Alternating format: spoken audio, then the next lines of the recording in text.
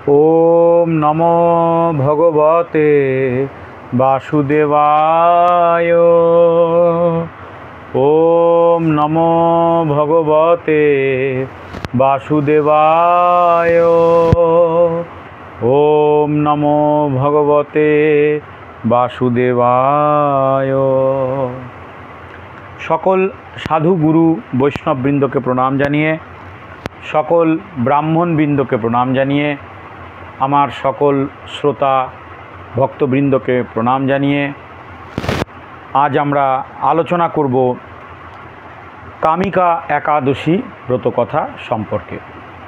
तो प्रथमे आमरा श्रवण करब कामिका एकादशी तिथि 2024 कबे पड़ेছে एवं कामिका एकादशी व्रतर पारण की से सम्पर्के आमरा श्रवण करब एवं এই कामिका एकादशी व्रत माहात्म्य और ये व्रत पालन करले कि फल लाभ करा जाए सेगुलो सब आमरा विस्तारितभावे श्रवण करब। जय जय।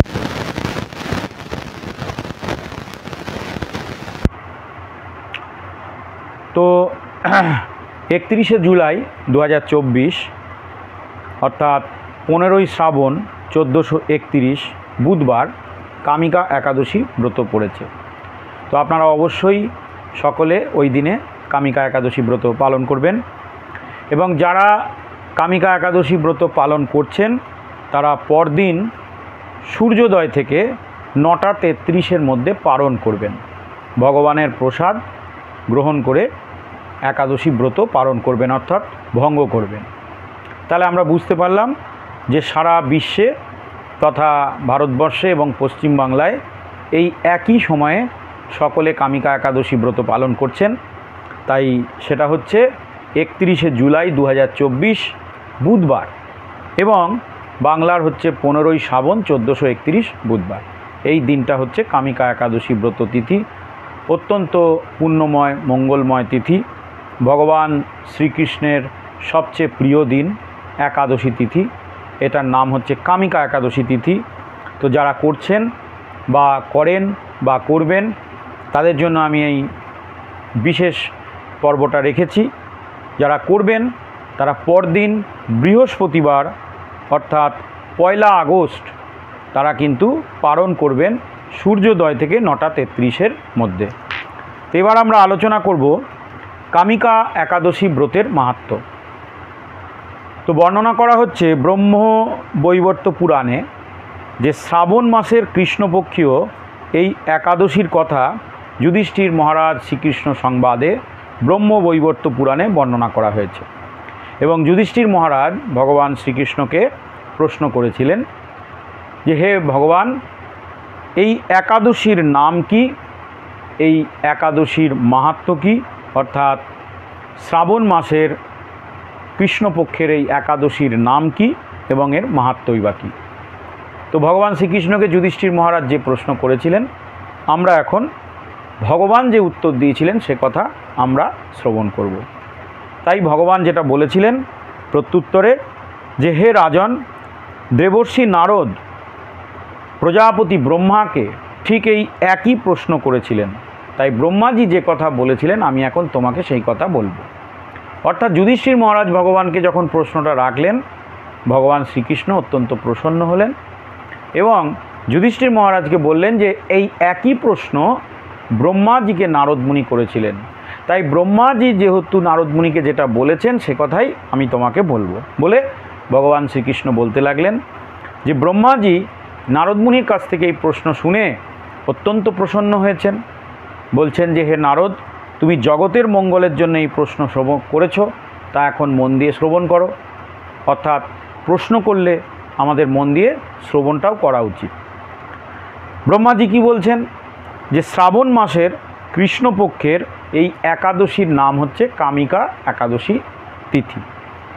এক তো এটা শ্রাবণ মাস অত্যন্ত শ্রেষ্ঠ মাস, বাবা মহাদেব বা ভগবান শঙ্করের মাস শ্রাবণ মাস, তারপরে আবার একাদশী তিথি। তো তার জন্য এটা হচ্ছে কামিকা একাদশী তিথি নামে খ্যাত। এই একাদশী পালন করলে ভগবান শ্রীহরির পূজা অর্চনা করলে অপরিমিত পুণ্যফল লাভ করা যায়। तो जे बा जारा ये एकादशी व्रत पालन करबेन तारा अपरिमित पुण्यफल লাভ করতে পারবেন এবং সেই দিনে ভগবান শ্রীকৃষ্ণের পূজা করবেন। দিনটা বুধবার পড়েছে। তো ব্রহ্মাজি বলছেন, হে নারদমুনি, গঙ্গা, যমুনা, সরস্বতী, গোদাবরী ইত্যাদি নদীতে স্নান করলে যে পুণ্যফল লাভ হয়, গয়া, কাশী, বৃন্দাবন, মথুরা, নৈমিষারণ্য, পুষ্কর ইত্যাদি তীর্থ দর্শন করলে যে পুণ্যফল লাভ হয়, শুধুমাত্র এই একাদশী তিথির দিনে এই একাদশী ব্রতটা পালন করলে, ভগবান শ্রীকৃষ্ণের পূজা করলে সেই পুণ্যফল লাভ করা যায়। জয় জয় শ্রী শ্রী একাদশী তিথি কি। তাহলে আপনারা বুঝতেই পাচ্ছেন ব্রহ্মাজি কত সহজ সরলভাবে নারদমুনিকে এই কথা বলেছিলেন। আর নারদমুনির আর ব্রহ্মাজির এই কথোপকথনকে ভগবান শ্রীকৃষ্ণ যুধিষ্ঠির মহারাজকে বলছেন। কি বলছেন? যে গঙ্গা, যমুনা, সরস্বতী, গোদাবরী ইত্যাদি যে শ্রেষ্ঠ নদীগুলো আছে, এই নদীগুলোতে স্নান করলে অত্যন্ত পুণ্যফল লাভ করা যায়।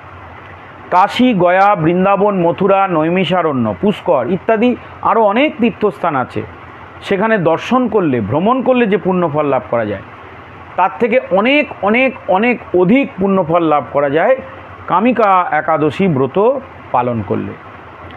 সাগর, অরণ্যযুক্ত পৃথিবী দান করলে যে পুণ্যফল লাভ করা যায়, দুগ্ধবতী গাভী দান করলে যে পুণ্যফল লাভ করা যায়, তার থেকে অনেক বেশি পুণ্যফল লাভ করা যায় এই কামিকা একাদশী ব্রত ঠিকভাবে পালন করলে। এই একাদশী পালন করলে মানুষ সমস্ত ভয়ঙ্কর যে পাপের সাগর, তার থেকে উদ্ধার হতে পারে।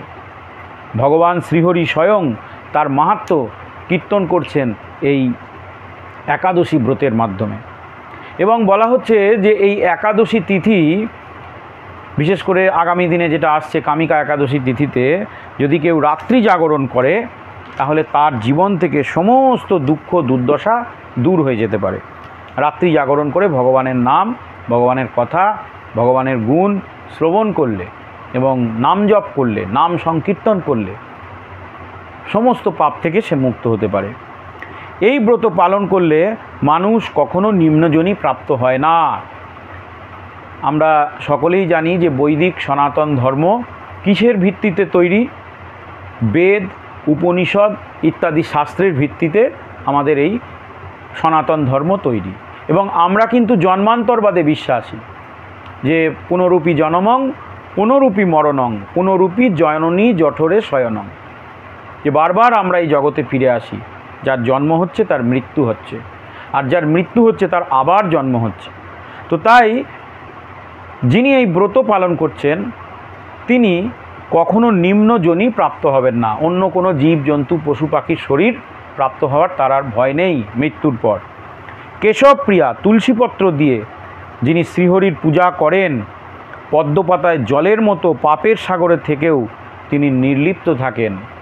তো বলছেন ভগবান শ্রী কেশব, ভগবান শ্রীকৃষ্ণের আর এক নাম হচ্ছে কেশব। কেশব কেন?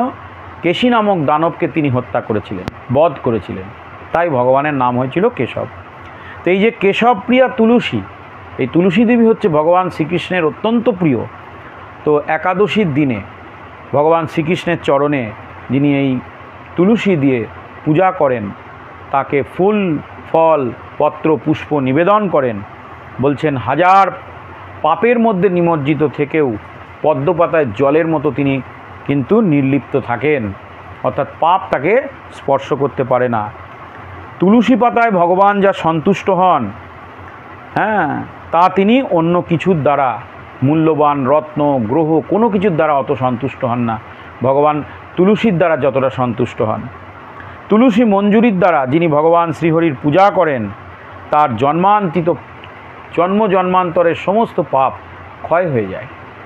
এই একাদশী ব্রত মাহাত্ম্যে ভগবান শ্রীকৃষ্ণ যুধিষ্ঠির মহারাজকে বর্ণনা করছেন। তারপর ব্রহ্মাজি বলছেন এই একাদশীর দিনে যিনি সম্পূর্ণ অনাহারে থেকে বা অর্ধাহারে থেকে যিনি ঠিকভাবে ব্রত পালন করতে পারেন এবং এই ব্রত মাহাত্ম্য কথা শ্রবণ করেন, তিনি বাজপেয় যজ্ঞের পুণ্যফল লাভ করেন। কত বড় মহান যজ্ঞ, সেই যজ্ঞে পুণ্যফল লাভ করেন। তো এইভাবে আমরা একাদশীর ব্রত মাহাত্ম্য কথা বর্ণনা করলাম। এবং এর মধ্যেই আরেকটি বিশেষ পর্ব আছে, যেটাকে বলা হচ্ছে তুলসীর মহিমা। ব্রহ্মাজি নারদ মুনিকে অবশ্যই বললেন যে হে নারদ মুনি, তুমি এর সাথে তুলসীর মহিমা সম্পর্কে জেনে যাও। বলছেন যে তুলসী দেবীকে, এটা সারা বছরের ক্ষেত্রেই প্রযোজ্য, একাদশীতে তো বিশেষভাবে, তুলসী দেবীকে দর্শন করলে মানুষ সর্বপাপ থেকে মুক্ত হয়। তুলসী দেবীর বন্দনা করলে সর্বরোগ থেকে মুক্ত হয়। তুলসী দেবীর বৃক্ষে জলদান করলে তারা যমরাজের ভয় থাকে না, যম তাকে কখনো আক্রমণ করতে পারে না। তুলসী বৃক্ষ যদি কেউ রোপণ করে তাহলে তার কৃষ্ণের সমীপে বাস হয়। ভগবান শ্রীকৃষ্ণের চরণে যদি সে তুলসী দেয় তাহলে তার সুভক্তি লাভ হয়, ভগবান শ্রীকৃষ্ণের প্রেম এবং ভক্তি লাভ করতে পারে। এবং তুলসী দেবীকে যে নমস্কার করে, তাকে যে দীপদান করে, চিত্রগুপ্তও তার পুণ্যফল লেখার মতো, মানে চিত্রগুপ্তের কাছেও এত পুণ্যফল লেখার কোনো জায়গা থাকে না, এত পুণ্য সে লাভ করে যে চিত্রগুপ্ত তার পুণ্য লিখে শেষ করতে পারে না। এবং তুলসী সিঞ্চন, যদি কেউ তুলসী সিঞ্চন করে, তুলসীর জায়গাকে সুন্দর করে সাজিয়ে, মাটিকে সুন্দর করে খনন করে সারটা দিয়ে রাখে, তাহলে যমরাজের ত্রাস থেকে সে মুক্ত হয়। তো এইভাবে যুধিষ্ঠির মহারাজকে ভগবান শ্রীকৃষ্ণ তুলসী দেবীর মাহাত্ম্য এবং কামিকা একাদশীর ব্রত মাহাত্ম্য কথা বর্ণনা করলেন। তাই সাধুগুরু সকল বৈষ্ণবদের কৃপা নিয়ে আমিও আপনাদের কাছে এই ব্রত মাহাত্ম্য কথা বর্ণনা করলাম। অবশ্যই আপনারা আমার সঙ্গে থাকবেন। এই ভিডিওটি আপনাদের কেমন লাগলো সেটা কমেন্ট করে জানাবেন। আমার ইউটিউব চ্যানেল অনুপম গাঙ্গুলি ভাগবত কথা অবশ্যই সাবস্ক্রাইব করবেন। এছাড়া আমার এই ভিডিওটি লাইক, শেয়ার এবং কমেন্টস দিয়ে আমাকে বাধিত করবেন। সকলে ভালো থাকবেন, সকলের মঙ্গল হোক। আজ এই কথা বলে আমি বিরাম দিচ্ছি। আবার দেখা হবে আগামী দিনে, আগামী কোনো অনুষ্ঠানে। হরে কৃষ্ণ। সকলে ভালো থাকুন, সকলের মঙ্গল হোক। আর অবশ্যই এই একাদশীর ব্রত মাহাত্ম্য কথা আপনারা শ্রবণ করুন এবং একাদশী ব্রত পালন করুন। আগামী 31শে জুলাই 2024 বুধবার কামিকা একাদশী ব্রত। হরে কৃষ্ণ। হরি বল।